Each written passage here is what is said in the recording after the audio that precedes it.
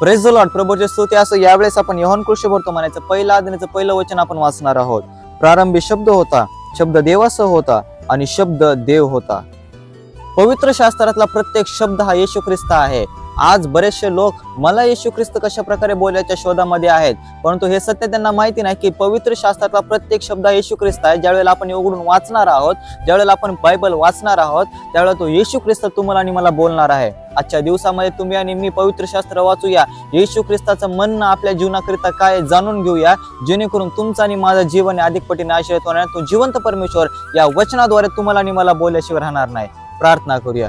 जिवंत परमेश्वर, आम्ही प्रार्थना होत्या प्रत्येक लोकांसाठी. तुझ्या वचनाद्वारे तू आम्हाला बोलणारा परमेश्वर तू आहेस, कारण परमेश्वरा पवित्र शास्त्रातला प्रत्येक शब्द हे तू आहे असं आम्हाला समजलेलं आहे. आज आम्ही ते स्वीकारतो आणि आमच्या जीवनामध्ये ग्रहण करतो. येशूच्या नावामध्ये प्रार्थना केली म्हणून तू ऐक. आमेन. देवबाप करो या वचनाद्वारे तुम्हाला आणि मला आशीर्वाद प्राप्त हो. आमेन.